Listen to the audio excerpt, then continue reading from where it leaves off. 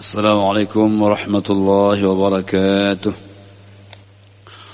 الحمد لله الذي بنعمته تتم الصالحات، الذي خلق سائر الكائنات، والصلاة والسلام على سيد السادات نبينا وحبيبنا محمد صلى الله عليه وسلم. اللهم لا علم لنا إلا ما علمتنا، اللهم علمنا ما ينفعنا وانفعنا بما علمتنا، إنك أنت العزيز الحكيم. فقال تعالى في كتاب الكريم: أعوذ بالله من الشيطان الرجيم، بسم الله الرحمن الرحيم. وعلم آدم الأسماء كلها ثم عرضهم على الملائكة فقال أنبئوني بأسماء هؤلاء إن كنتم صادقين. صدق الله العظيم. Marilah pertama sekali kita panjatkan puji dan syukur kepada Allah Subhanahu wa taala di mana pada subuh yang sangat mulia ini Allah masih memberikan kita kesehatan dan kesempatan. Ni'matani maghbunun fihima katsirun minan nas, dua nikmat yang terabaikan pada manusia, as-sihhatu wal faraghu, nikmat kesehatan dan nikmat kesempatan. Salawat dan salam kita sampaikan kehadiran Nabi besar Muhammad sallallahu alaihi wasallam, di mana beliau adalah sebagai rahmatan lil alamin, wa ma arsalnaka illa rahmatan lil alamin, dan beliau hadir sebagai guru. Innama bu'istu mualliman, hanya saja aku diutus oleh Allah Subhanahu wa taala untuk mengajarkan. Jamaah yang dirahmati Allah Subhanahu wa taala, pada kesempatan yang mulia ini kita masih membahas seorang alim, seorang guru juga yang bernama Al-Imam Ar-Rafi'i. Jamaah dirahmati Allah Subhanahu wa taala, Imam Ar-Rafi'i ini disebut juga dengan Syekhul Syafi'iyah, hamba Allah yang dimuliakan oleh Allah Subhanahu wa taala. Menjadi orang yang alim, orang yang banyak ilmunya, tentu kita ingin melihat bagaimana kesungguhan beliau dalam menuntut ilmu pengetahuan, dalam belajar sejak dari kecilnya sehingga menjadi orang yang Allah berikan ilmu dan hikmah kepadanya. Hamba Allah yang dimuliakan oleh Allah Subhanahu wa taala, Imam Ar-Rafi'i, beliau lahir dalam keluarga yang memang senang akan ilmu. Keluarga beliau orang-orang yang cinta akan ilmu pengetahuan, sehingga disebutkan kana abuhu mufti Syafi'iyah, ayahnya itu salah seorang mufti dalam mazhab Asy-Syafi'iyah.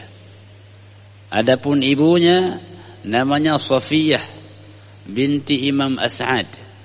Safiyah ini adalah seorang ahli hadis yang beliau mempelajari hadis dari sejumlah orang-orang alim di Asfahani, di Baghdad, di Naisaburi.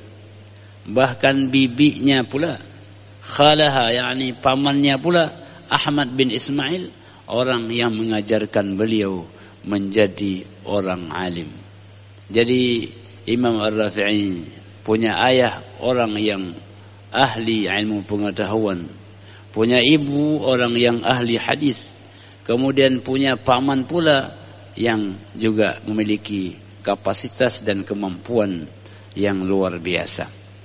Hamba Allah yang dimuliakan oleh Allah Subhanahu wa taala. Maka dalam kisahnya dikatakan, wa kana Ar-Rafi'i rahimahullahu taala daiman al-ishtighal bil ilmi wat ta'lim mudh as-siba. Imam Ar-Rafi'i ini beliau dari kecilnya, sejak beliau kecil beliau sangat senang dengan ilmu pengetahuan, senang pula dengan mengajarkan ilmu. Di antara kebiasaan Imam Ar-Rafi'i adalah apabila ayahnya mengajar, maka Imam Ar-Rafi'i duduk di samping ayahnya. Jadi ini seorang ayah dan juga seorang guru bagi Imam Ar-Rafi'i. Malah dikatakan bahwa beliau tahapan keilmuannya itu diperoleh daripada ayahnya. Jadi seorang ayah melahirkan Imam Ar-Rafi'i menjadi orang yang alim. Jamaah yang dirahmati Allah Subhanahu wa taala, pada waktu itu beliau belajar pada sebuah tempat disebut dengan Al-Kutab li ta'limil qiraa'ah wal kitabah, mengawali pembelajarannya dengan membaca dan menulis. Kemudian setelah itu jemaah dirahmati Allah Subhanahu wa taala, beliau belajar kepada ta'limul kibar. Setelah belajar, maka beliau tidak lupa mengajar orang-orang yang dewasa. Jadi masih kecil orangnya, tapi sudah memiliki kesempatan mengajar orang-orang yang dewasa. Hamba Allah yang dimuliakan oleh Allah Subhanahu wa taala, Imam Ar-Rafi'i, beliau mendengarkan hadis dari ayahnya. Setelah beliau mendengarkan hadis itu, lalu beliau meriwayatkannya kepada orang lain.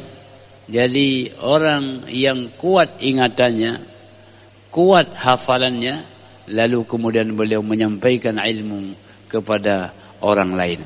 Karena jemaah yang dirahmati Allah Subhanahu wa taala, kalau kita ingin ilmu kita ini melekat pada hati kita, setelah belajar jangan lupa mengajar. Maka dikatakan khairut ta'allumit ta'lim, sebaik-baik belajar itu adalah mengajar. Karena dengan kita mengajar, Allah memberikan kita pembelajaran yang sebelumnya kita tidak paham, tapi ketika kita hendak mengajar, Allah memberikan pemahaman kepada kita. Jadi jemaah yang dirahmati Allah, Imam Ar-Rafi'i setelah mendengarkan hadis-hadis daripada ayahnya, beliau meriwayatkannya, menyampaikannya kepada orang lain. Jadi jemaah yang dirahmati Allah, beliau telah sibuk dari waktu kecilnya, dari belajar, kemudian beliau juga mengajar. Hamba Allah yang dimuliakan oleh Allah Subhanahu wa taala. Jadi oleh karena itu dikatakan wa kana Ar-Rafi'i yastami'u al-hadis bil hudur fi majlisi awalidih. Imam Ar-Rafi'i mendengarkan hadis, mempelajari hadis dengan hadir dalam majlis ayahandanya. Artinya kita duduk dalam sebuah majlis ilmu, duduk saja itu, mendengar saja itu, maka itu adalah sarana yang paling bagus. Karena orang yang kuat ingatannya, kuat pendengarannya, akan menjadi orang yang cerdas. Maka dalam Al-Quranul Karim, pendengaran itu disebutkan lebih dahulu. Inna as-sam'a wal absara wal fuad. Sesungguhnya pendengaran itu. Kemudian baru penglihatan dan hati. Jadi orang yang kuat pendengarannya itu, insya-Allah dia akan menjadi orang-orang yang cerdas.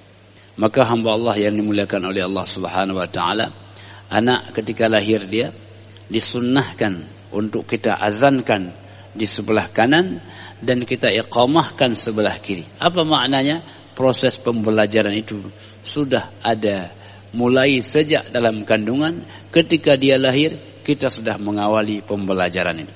Dan sarana atau instrumen yang sangat kuat itu adalah kemampuan untuk mendengar. Maka Allah mengatakan, wa idza quri'al qur'anu fastami'u lahu wa ansitu la'allakum turhamun. Bila dibacakan Al-Quran apa? Fastami'u lahu, hendaklah engkau dengar, memperhatikan dengan baik lewat pendengaran. Wa ansitu, dan diamlah engkau, la'allakum turhamun, semoga engkau mendapatkan rahmat Allah Subhanahu wa ta'ala.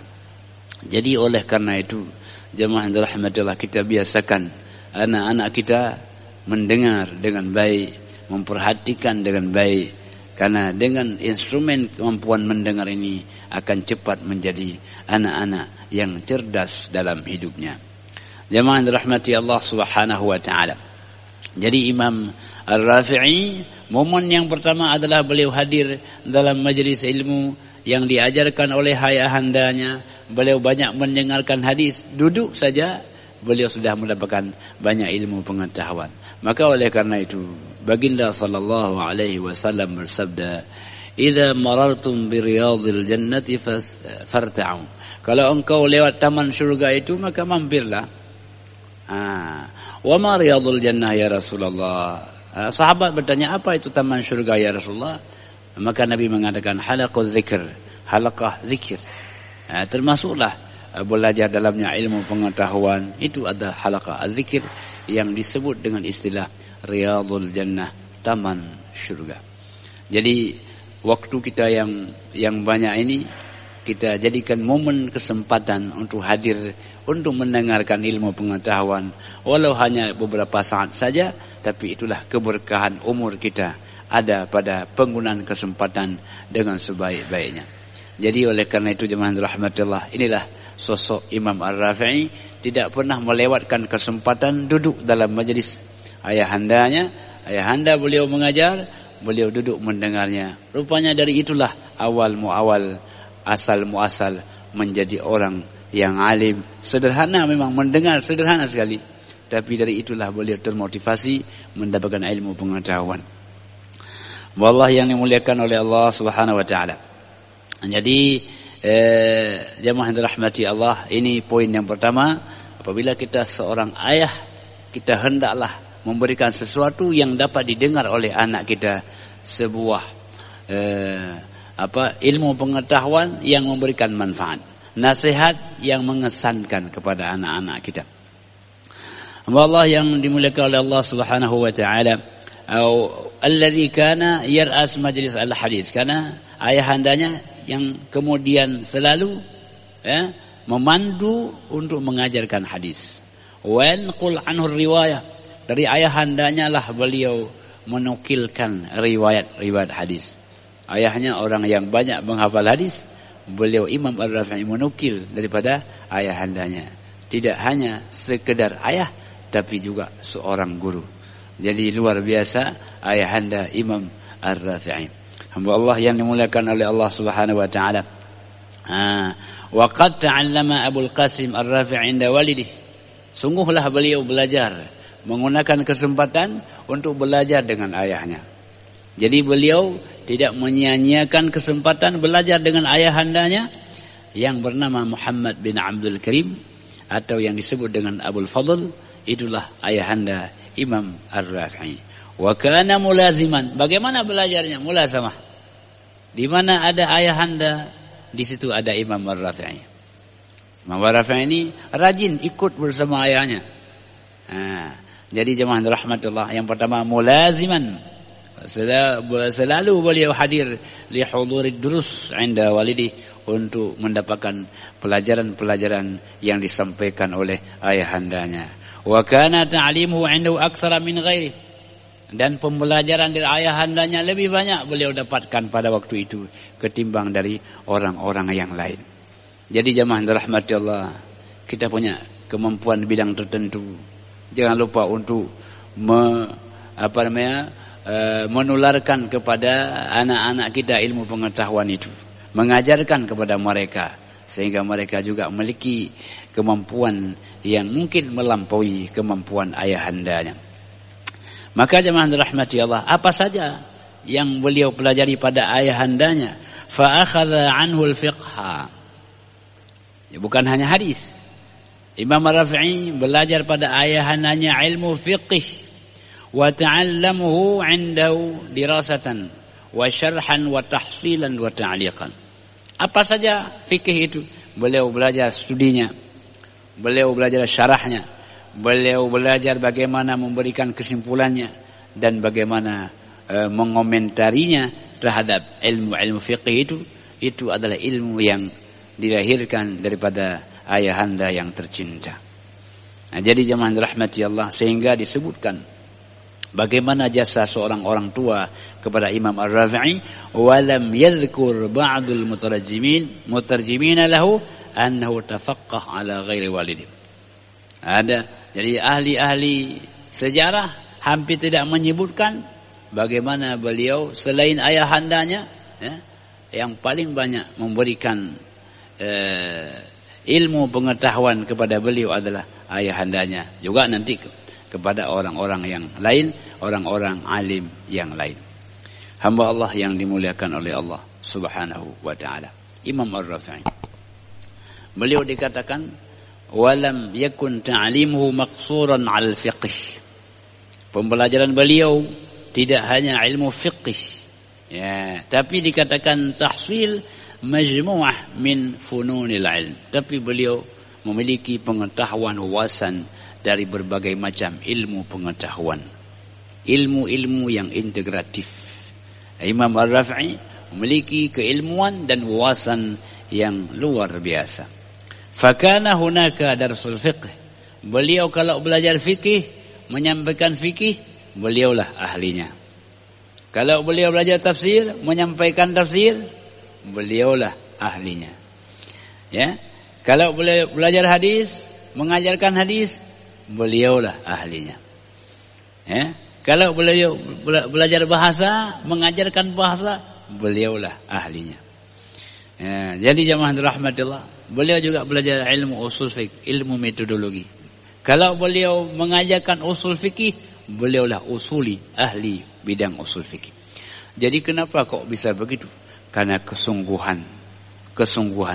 Allah berikan kita kemampuan, tapi Allah juga mendorong kita untuk memiliki kesungguhan. Bagaimanapun kemampuan, kalau tidak ada kesungguhan, maka tidak akan sampai kepada tujuan. Maka oleh karena itu, sering kita dengar man jadda wajada. Orang yang sungguh-sungguh pasti akan mendapat. Orang yang sungguh bidang ilmu pengetahuan, dia akan menjadi seorang saintis, seorang ahli ilmu pengetahuan. Orang yang sungguh dalam mencari harta, dia akan menjadi hartawan.